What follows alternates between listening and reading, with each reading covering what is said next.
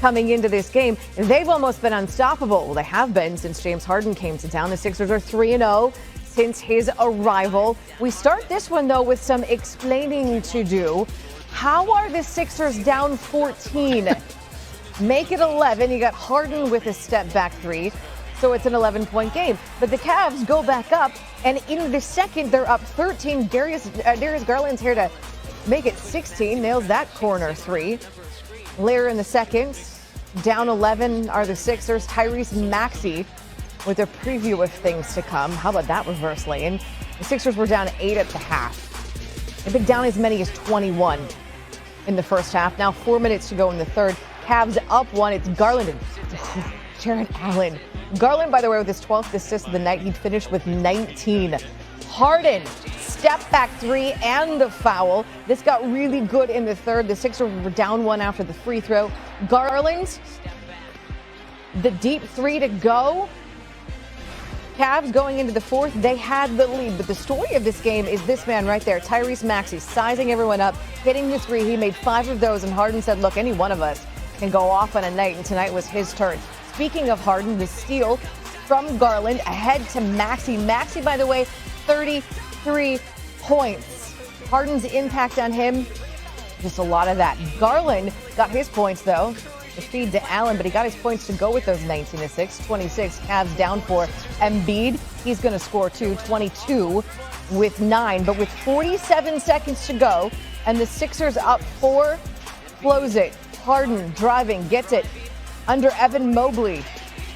Icing the game, the Sixers get their 5th straight win. Obviously, this is the regular season. They're already looking ahead to what comes next.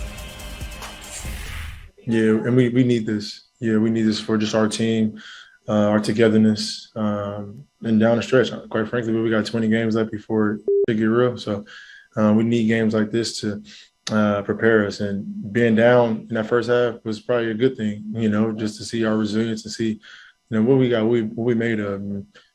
Tonight was a pretty good start. So we got to just keep chipping away. So you've got Embiid, you've got Harden, and you've got Maxey, and each of them has scored at least 20 points in all 4 of their games together. They are the first trio to ever do that. In fact, they also could have said it after their first 3 games together. Now, if the Sixers could ever just start quickly and stop with the need to erase those 15-point or more deficits, because that's now happened in 2 straight games. So Zubin will have to see what happens tomorrow night when scorers in the history of basketball in James Harden. If you ask somebody like me, what's the big deal? And here's what I mean by this. Ladies and gentlemen, I would remind y'all that the Philadelphia 76ers are 3-0 since James Harden arrived. Yeah. Take away the open the night victory for him against Minnesota. And who did he play the last 2 games? Why am I taking him away? The Knicks. The damn Knicks. Yeah. The damn New York Knicks. I mean, am I supposed to be excited about that? I don't know. You lost a bet about the Knicks. You had them going places to Jay Will. I lost the bet. There is no way around it. I lost the bet to that man right there, Jay Williams. I owe him a suit. I actually have, not only did I promise to get him a suit, I promised to take him and get him fitted for the suit and damn near buy the suit. I mean, I've lost the bet. Now, if I lost the bet in April, late March, I wouldn't be this upset. But to be at Christmas time, Christmas time, we knew I lost the damn bet. January, the new year, I lost the bet. And February has been worse. And so I'm looking at it and I'm saying, the New York Knicks have now lost, 14 of their last 17 games. I don't know who the hell the schedule makers are. Do you know the New York Knicks have lost every single game that Countdown has led into a New York Knicks game?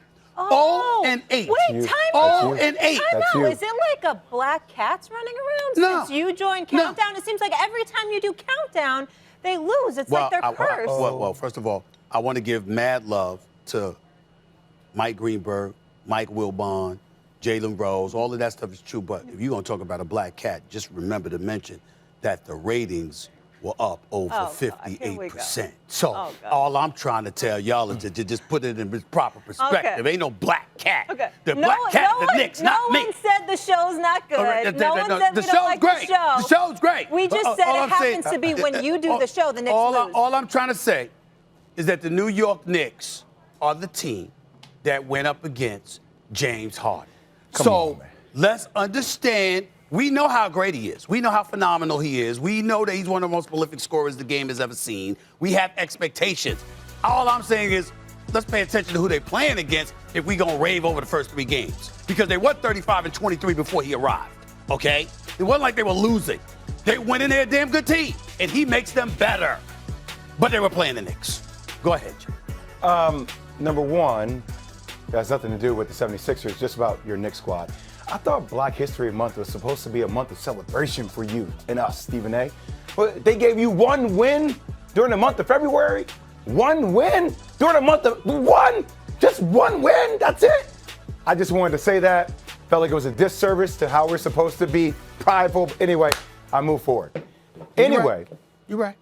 I do want to address this because I think it's interesting to me that it wouldn't mean anything to you about what the Philadelphia 76ers have done. Last time I noticed, the Minnesota Timberwolves are in 7th place in the West. They're a good team. They're a good team. They are a playoff team. Last time I checked, Karl Anthony Towns, D'Lo, Anthony Edwards are guys that have been hooping as of late. So, I didn't see anything about Minnesota. A good win opening night. And yes, about the team that won 1 game in February, I can make the counter argument, Stephen A., that as a basketball player, a lot of times it's easy to play down to the level of your competition. It would have been easy for the 76ers to see the Knicks on their schedule and think, okay, games in New York. Now think about it from James Harden's perspective, right? What have been things people have been saying about James Harden? He goes out on the road. He's kicking it. Is he with little baby before a game? Is he really committed? How does his body look? He's out of shape. He's not really attacking. Oh, he has something wrong with his finger when he was playing in Sacramento. Can't really play when he was with the Nets. All these different excuses that could have came to the situation. But no, when I look at James Harden's body, I'm like, how the hell did he lose 10 to 15 pounds already? My man looks chiseled. In 2 weeks. He looks like he's ready. In 2 weeks. He's ready to play. He's ready to be here. By the way, he's averaging in his 3 games with the 76ers 27, 9 rebounds, and 12.5 assists. So 2 games against the Knicks, I hear what you're saying. Yeah, 2 games. I hear what you're saying about it doesn't mean anything to you. But from a basketball eye perspective, regardless of whoever their opponent is, the way it looks is the way it looks. And the way this looks to me and my basketball eye is that the pieces fit. Now, there's still questions around Tobias Harris. Can he become activated? Yeah, but what I'm seeing Tyrese Maxey do, how I'm seeing this team corral around them. Come on, SA. We're going to find out about it when they play. To the American public. You're lying to the American public. Who's the best team in the Eastern Conference? You know who's the best team in the Eastern Conference, Stephen A? You know excuse me, who's the best team in the Eastern Conference? Excuse me, last time I checked, Miami was the #1 seed before they lost last night. Chicago's still there, Milwaukee's still there. And oh, by the way, we're talking about all of this stuff. We haven't seen Brooklyn yet, which is a story we will get into without question, because I got some questions about that. We haven't seen Brooklyn on the court yet. Time out. You gave me 3 answers. You gave me 3 answers. I said, who is the best team in the Eastern Conference? You gave me Chicago, Miami. Who's the best team in the Eastern Conference? Well, right now, I would tell you Miami is, even after a loss to Milwaukee. I would tell you Milwaukee is as well. I understand you got James Harden with Joel Embiid. I'm saying to you, can we see them against competition? Let me go back to the Knicks for a second. You just gave me 2 teams. You gave me 2 teams again. You gave me 2 teams. You're not giving me 1. You're giving me 2. I've never seen you flounder this way. Who's the best team in the Eastern? Time out. Okay. I've said this on numerous occasions. The list is fluid. Okay. It's fluid, okay? It's going to move.